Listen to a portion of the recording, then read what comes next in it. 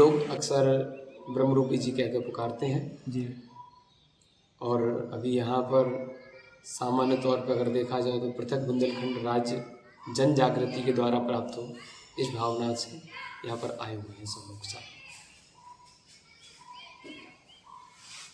किस संबंध में वार्ता, प्रेस वार्ता रखी गई है? प्रेस वार्ता जो है बुंदेलखंड की अस्मिता के लिए, बुंदेलखंड की संस्कृति के लिए, बुंदेलखंड के बच्चों के संस्कार, भविष्य और यहाँ की भौगोलिक स्थिति जो पहले थी उसको बांट दिया गया, उसको एक करने के निमित्त से, यानी कि अखंड बुंदेलखंड के रूप में ये प्रदेश सामने है, उस निमित्त से हम लोग की आज प्रेस वार्ता यहाँ पर हुई है। कितने समय से आप इस बुंदेलखंड राज्य के निर्माण की मांग कर रख रहे हैं? मेरे द्वारा अगर देखा जाए तो भावनात्मक क्रिया कुछ 2-2.5 साल से, जब मैं बुंदेलखंड में आया तब से मुझे गाँव जब मैं गया तो मुझे देखने में लगा यहाँ की शिक्षा पद्धति बहुत नीचे है, बच्चों लोगों में गरीबी है। आज तक आज़ादी के बाद बुंदेलखंड संपन्नता की ओर नहीं जा पाया, जबकि विश्व की सबसे ज़्यादा खनिज संपदा, अच्छी चीज़ संपदाएँ जो कि अपनी यूरेनियम जैसी, गोरा पत्थर जैसा और भी अन्य अन्य से हीरा है जिसका रोजगार बाहर के लोगों को मिलता है, यहाँ के लोगों को उसका लाभ नहीं मिल रहा। सेकंड पॉइंट, अपने भानु साहब भैया जी, रघुराज भैया और अपने खजुराहो में भी एक क्या कहते हैं सुधीर शर्मा जी हैं, ये सब लोग 1990 से लगभग इसके लिए संघर्षरत हैं। और जब मेरे पास आए ये लोग तो मैंने कहा हम आप लोगों के लिए सहयोगी हैं, परंतु तब तक जब तक यह राजनीतिक प्रक्रिया से दूर रहेगा तब तक, यानी गैर राजनीतिक तौर पे हम लोगों का इनके साथ ऐसा है कि हम सब लोग मिलके जितने भी बुंदेलखंड के लोग चाहते हैं बुंदेलखंड में एक जन आंदोलन की ओर जाएंगे और लोगों को जगाने का कार्य करेंगे। अभी तक बुंदेलखंड राज्य निर्माण के लिए आपकी किसी राजनीतिक पार्टी या राजनेता से चर्चा हुई है इस बारे में? नहीं, मेरी पर्सनली किसी से नहीं हुई है, बशर्ते पूर्व में उमा भारती जी हैं और अटल बिहारी वाजपेयी जी जो रहे हैं उनसे ये जो बुंदेलखंड निर्माण मोर्चा के प्रतिनिधिमंडल मिल चुका है पूर्व में। और इसके अलावा अपने राजनाथ सिंह जी हैं, मोदी जी हैं, इन लोगों ने कहा था कि बुंदेलखंड राज्य बहुत जल्द बनेगा। उमा भारती जी ने तो कहा था कि 3 साल के अंदर बन के आएगा, 9 साल हो गए अभी तक नहीं बना। ये इन लोग उस समय जब गए उन लोग के पास तो उन्होंने इन लोगों को वादा किया और वो वादा वचन अब सिर्फ वादा और वचन रह गया है, क्योंकि राजनेता कभी व्यक्ति की भावना नहीं समझ पाते हैं, वो सिर्फ और सिर्फ अपनी राजनीतिक रोटियां सेकने के लिए, राजनीतिक हित के लिए कार्य करते हैं। बुंदेलखंड के लिए बुंदेलखंड के किसी भी राजनीतिक व्यक्ति ने कार्य नहीं किया, कोई भी पार्टी का हो। जहाँ तक आप बता रहे हैं राजनेता ने वादा किया, पूरा नहीं किया, तो कहीं ना कहीं इसका खामियाजा आने वाले समय में उन्हें भुगतना पड़ सकता है क्या? हाँ, ये जनता समझे और जनता को ये बताना चाहिए कि हमारा बुंदेलखंड जब तक हमें नहीं मिलेगा तब तक हम उन राजनेताओं को सबक सिखाते रहेंगे जिन राजनेताओं ने बुंदेलखंड के नाम पर वोट लिया और बुंदेलखंड के नाम पर अपने आप को आगे बढ़ाया और बुंदेलखंड के छोटे छोटे उन बच्चों को भूल गए जो आज अपनी शिक्षा के लिए, स्वास्थ्य के लिए, रोजगार के लिए तरस रहे हैं।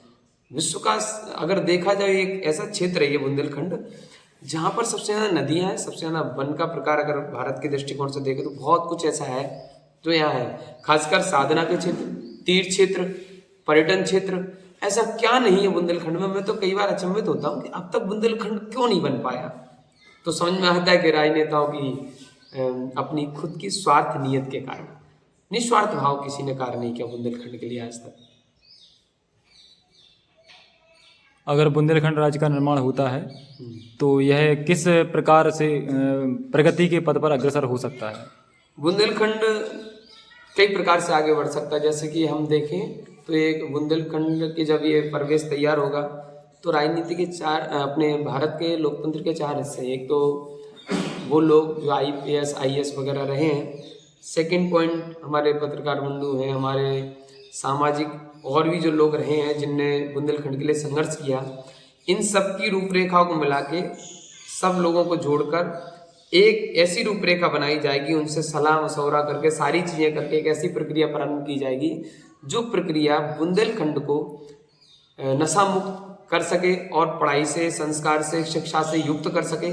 ऐसी प्रक्रिया के रूप में बुंदेलखंड को देखता हूँ। धार्मिकता का अगर देखी जाए तो धार्मिकता से तो कूट कूट के भरा है। राम राजा जी ले लो, अपना मतंगेश्वर जो कि खजुराहो का एक बहुत महत्वपूर्ण है, और कुंडलपुर, श्रेयांसगिरी, सोनागिर जो कि दतिया क्षेत्र का बहुत इम्पोर्टेंट पार्ट है। और देखा जाए तो स्योड़ा जो है उस पर सिंध नदी जो बनी हुई है, सनकुआ यहाँ पर है, सनकनंदन इत्यादि, ये बहुत ऐसी बुंदेलखंड में अलग अलग जिलों में अलग अलग ऐसी चीज़ें हैं जो जब एक रूप में जब भूभाग आएगा तो बहुत कुछ और आगे जा सकता है बुंदेलखंड। तो आपके हिसाब से अगर ये सभी धार्मिक स्थल, तीर्थ स्थल एक साथ आते हैं तो बुंदेलखंड राज्य संपूर्ण भारत में एक अलग अपनी पहचान बनाएगा। बिल्कुल, मेरी तो मंशा ये भी है, चूंकि आज नशा मुक्ति विश्व दिवस भी है, तो मेरी तो भावना ये है कि बुंदेलखंड में कच्ची जो शराब वगैरह बनती है वो बहुत बर्बाद कर रही है बच्चों को, क्योंकि बुंदेलखंड बटा हुआ है उत्तर प्रदेश में और मध्य प्रदेश में। पहले ये राज्य एक ही था। मैं कई बार कल्पना करता हूँ राजा छत्रसाल जी के ऊपर यहाँ के नेताओं ने बहुत राजनीति की है, परंतु उनकी उस भावना को नहीं देखा जब उन्होंने बुंदेलखंड एक करने के लिए अपने माता पिता को सामने टंगा हुआ देखा, जो मर चुके थे, उनकी अंतिम संस्कार के लिए भी उन्हें तड़पना पड़ा। वो उस भावना को बुंदेलखंड के राजनेता क्यों नहीं समझ पा रहे हैं, जो भावना राजा छत्रसाल जी की थी। और यहाँ के कई ऐसे नेता जो संघर्ष करते करते बुंदेलखंड के लिए अपना दम तोड़ चुके हैं, और कई लोग आज भी संघर्ष कर रहे हैं, चाहे वो भानु साय जी हो, चाहे वो रघुराज भैया हो, और साथ में इनकी जो टीम है वो हो, और चाहे अन्य राजनीतिक संगठन, गैर राजनीतिक संगठन हो, और चाहे अन्य जितने भी लोग बुंदेलखंड के लिए अपनी अपनी जगह से मांग कर रहे हैं, उनकी भावनाओं को आज राजनेताओं को समझना चाहिए। और खासकर मैं तो यहाँ से बुंदेलखंड के लोगों से की ओर से मैं ये कहना चाहूँगा कि भारत के सत्ताधीन जो लोग हैं उनको ये दया का भाव जागृत करके कम से कम एक अपनी जो निष्ठुरता कहते हैं उसको त्याग कर कहीं ना कहीं भावना को समझना चाहिए बुंदेलखंड के जीवों को। बुंदेलखंड में इतने तीर्थ स्थल आते हैं, मैंने भी कई बार कई जगह देखा है, तो क्या जिस तरीके से वो बने हुए हैं, तो जो रूपरेखा बनाई गई है वहाँ पर, तो आपके हिसाब से क्या उन्हें और अच्छा बनना चाहिए था? बहुत सुंदर। जब तो बुंदेलखंड जब पृथक राज्य बनेगा तो अभी बुंदेलखंड में ऐसे कई क्षेत्र हैं जो वर्ल्ड हेरिटेज में आ सकते हैं। चूँकि मध्य प्रदेश एक बड़ा राज्य है और बुंदेलखंड उत्तर प्रदेश मध्य प्रदेश में बटा हुआ है, तो बुंदेलखंड की बहुत सारी चीज़ें सामने निकल के नहीं आ पा रही, और जब वो 30 क्षेत्र सामने नहीं आएंगे तो उनका विकास कैसे होगा।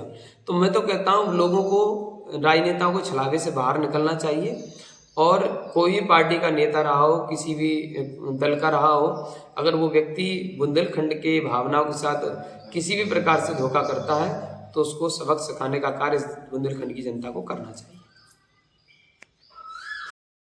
आज यह मीटिंग किस उपलक्ष्य में रखी गई थी?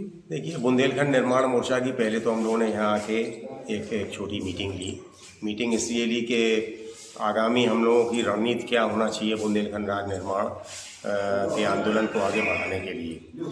सबसे बड़ी और सबसे अच्छी बात जो हम लोगों के बीच में हुई कि हमको बुंदेलखंड राज्य निर्माण को साधु संत महात्माओं का जो आशीर्वाद प्राप्त होने लगा है, उससे हम लोगों का कहीं ना कहीं आत्मबल बढ़ा है।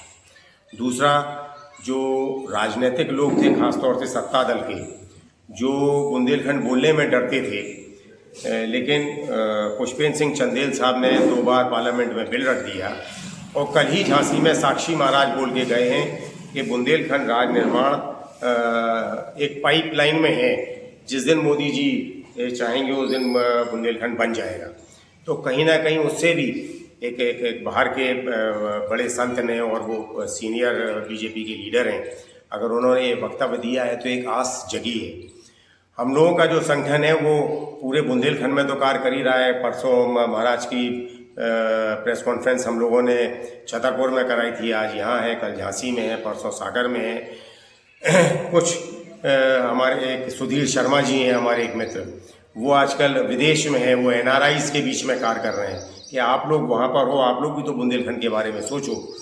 तो एक वो टीम भी वहाँ तैयार हो रही है। कुल मिला के ऐसी परिस्थितियाँ पैदा हो रही हैं कि अब हमको सामने बुंदेलखंड बनता सा नज़र आ रहा है। अब कहीं ना कहीं ये दिखने लगा कि बुंदेलखंड हम यथाशीघ्र अगर सांस लेंगे तो बुंदेलखंड में लेंगे।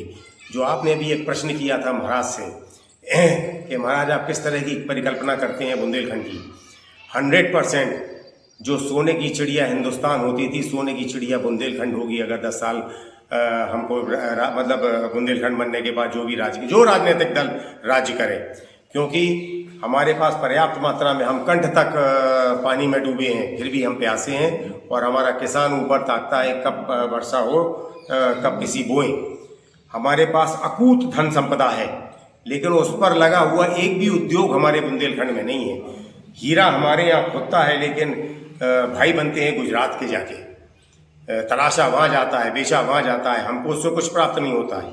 अवैध खनन हमारे यहाँ वो बोल के गए थे गडकरी जी कि जिस दिन यहाँ अवैध खनन बंद हो जाएगा उस दिन हर बुंदेली के घर पर एक मारुति कार खड़ी हो जाएगी। 6 साल से उत्तर प्रदेश में सरकार है बीजेपी की, 15 साल से मध्य प्रदेश में सरकार है, केंद्र सरकार में 9 साल से है। भाई आप अवैध खनन क्यों नहीं बंद कर पाए? क्यों नहीं आप हमको एक मारुति कार दे पाए? जो महाराज अभी हमको बता रहे थे, जो समझा रहे थे हमारे गुरुदेव, वो यही कह रहे थे कि जो राजा होता है वो धर्मी होता है, अधर्मी नहीं होता है। अगर वो अधर्म के पथ पर राजा आगे बढ़ जाए, वो झूठ का सहारा, फरेब का सहारा, बरगला कर अपना हित साधने का सहारा लेने लगे, तो उसको कहीं ना कहीं फिर जनता को दंड देना चाहिए, जनता को आगे आना चाहिए। तो जो उमा भारती जी ने कहा था, जो राजनाथ सिंह जी ने कहा, जो अमित शाह जी ने कहा, जो गडकरी जी ने कहा, जो मोदी जी खुद कह के गए हैं, अब ऐसा लगता है महाराज जी को कि अब वो समय आ गया है कि शायद चुनाव के पहले वो अपनी कथनी को करनी में परिणीत कर दें। जैसा कि आपकी प्रेस वार्ताएं हो रही हैं और आप लोगों का जनसंपर्क भी हो रहा है, जनता का जो समर्थन मिल रहा है उस हिसाब से आप जनता में तो हर उस ठेले वाले से, हर उस सब्जी बेचने वाले से, हर उस टूस्टर वाले को अगर आप रोक के पूछें क्यों बुंदेलखंड बनना चाहिए, वो तत्काल कह देगा बुंदेलखंड बनना चाहिए। अंतर सिर्फ ये आता है कि हमारे बुंदेलखंड में 3 भागों में विभाजन हो गया व्यक्तियों का। एक जिनके पास धन संपदा बहुत है, जिनके ऊपर महाराज कुबेर की छत्र छाया है, वो लाइजनर हो गए, वो राज के पूत हो गए। जिनकी सत्ता आती है वो उनके पूत होके कार्य करने लगते हैं, उन्हें किसी और चीज़ से लेना देना नहीं होता है। एक वर्ग है हम और आपका, जो पप्पू की चड्डी और मुन्नी की किताब में लगा रहता है, उसको फुर्सत नहीं मिल पाती। और जो छोटा वर्ग है उसको ये डर लगता है कि अगर हम आंदोलन में गए और एक FIR हो गई तो हमें जमानत कौन कराएगा। भाव हर बुंदेली के अंदर है कि बुंदेलखंड राज बन जाए। जैसे जब हमारा देश आज़ाद हो रहा था, गांधी जी के साथ 5% तो लोग थे, बाकी पूरा देश चाहता था कि हम आज़ाद हो जाएं। ऐसे ही आज पूरा बुंदेलखंड चाहता है कि हम आज़ाद हो जाएं। अंतर सिर्फ इतना सा है कि वो बाहर धन अभाव से नहीं निकल पा रहा है। हम लोग वो भी अब व्यवस्था कर रहे हैं कि आपकी सारी जो परेशानियां होंगी उनको दूर करने का कार्य महाराज के नेतृत्व में हम लोग करेंगे।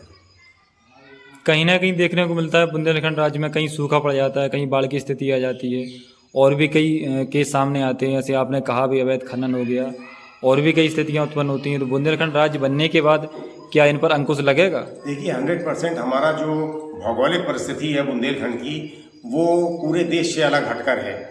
जब वर्षा ऋतु आती है तो वर्षा की जो हवाएं हैं वो बुंदेलखंड के सागर की तरफ से होती हुई फिर ऊपर निकल जाती हैं, और जब टकरा के लौटती हैं तो हमारे बुंदेलखंड में बरसती हुई जाती हैं, जो जुलाई के मध्य और अगस्त तक फिर इसकी वर्षा होती है हमारे यहाँ। कहीं कहीं जो आप सूखे की बात कर रहे हैं, 2005 से 2008 तक जब सूखा पड़ा था, जब पृथ्वी फट गई थी, अगर आपको याद हो, तो ये फिर वही बात है जो अभी महाराज कह रहे हैं कि ये राजा का दायित्व होता है कि उसकी प्रजा अगर दुखी है तो उसके आंसू जाके पोंछें। 2 रुपये किसी को चेक दे दिया, किसी को 15 रुपये का चेक दे दिया, किसी को 20 रुपये का चेक दे दिया। अरे भाई आप गणना करिए ना कि उसको कितने की हानि हुई है, वो कैसे अपना जीवन उत्पन्न कर जीवन आगे चला पाए। बुंदेलखंड बन जाएगा तो ये सबसे पहला कार्य होगा कि किसी को के आंखों में आंसू इसलिए ना हो कि हमको आज सूखे के कारण हमको मुआवजा नहीं मिला, हमारी फसल नष्ट हो गई, हमें मुआवजा नहीं मिला। सबसे पहले जो भी एजेंसी आएगी, सबसे पहले आप ये कार्य करो कि उसके आंसू पोंछो, उसके घर पैसा पहुंचा दो। ये गणना बाद में होती रहेगी। कभी कभी गणना के आधार पर जो मुआवजा दिया जाता है, तो अगर लेट हो जाता है तो किसान भी आत्महत्या कर लेते हैं। ऐसे कई केस सामने आए हैं अभी। पिछले सूखे में 2886 लोगों किसानों ने आत्महत्या की थी, इसी कारण जो आप बता रहे हैं। उसमें देखिए, जो सरकार लखनऊ में बैठी है, जो सरकार दिल्ली में बैठी है, जो सरकार भोपाल में बैठी है, वो बुंदेलखंड से बहुत दूर है और बुंदेलखंड को 2 दर्जा का वो व्यक्ति मान के चलते हैं। यही कारण है कि एक चारागाह के रूप में वो हमारा प्रयोग करते हैं। आते हैं, यहाँ से बालू ले जाते हैं, यहाँ से हीरा ले जाते हैं, यहाँ से गोरा पत्थर ले जाते हैं, यहाँ से ग्रेनाइट ले जाते हैं, सब यहाँ से ले जाते हैं। नोएडा पनप जाएगा, लखनऊ पनप जाएगा, भोपाल पनप जाएगा, लेकिन हमारे हाथ को रोजगार तक नहीं मिलता है। तो इन्हीं सब के लिए अगर बुंदेलखंड जब हमारा अपना बन जाएगा तो आप, हो सकता है आप वहाँ के मुख्यमंत्री हो क्योंकि आप बुंदेलखंडी हो, आपका सीटें बढ़ जाएंगी, परिसीमन नया हो जाएगा, उद्योग नए लग जाएंगे। आप बता दिए पिछले 20-25-50 साल में कौन सा बड़ा उद्योग आ गया आपके बुंदेलखंड में? लगा ही नहीं है। और जो उद्योग लगे हैं, BHEL लगा था, झांसी में पारिशा लगा था, और सूती मिल लगी थी, सूती मिल बंद कर दी गई, BHEL बंद किया जा रहा है। वो तो अभी ये ऐसा ईश्वर की कृपा हो गई कि रेल मंत्री ने कुछ कोच बनाने का उनको वो दे दिया ऑर्डर, अदरवाइज BHEL भी बिक रहा था। सारी चीज़ें बेची जा रही हैं जो पहले सरकारों ने बनाई थी जनहित के लिए। तो ऐसे कैसे कार्य चल पाएगा? कहीं ना कहीं इनको बचाना है। अगर बचाना है तो फिर हमें अपना राज्य लाना पड़ेगा। एक ही सपना, एक ही राज, और वो है बुंदेलखंड राज। दूसरा नारा हम लोगों का ये है, अब इच्छा है प्रभु राम की, बुंदेलखंड राज्य निर्माण की।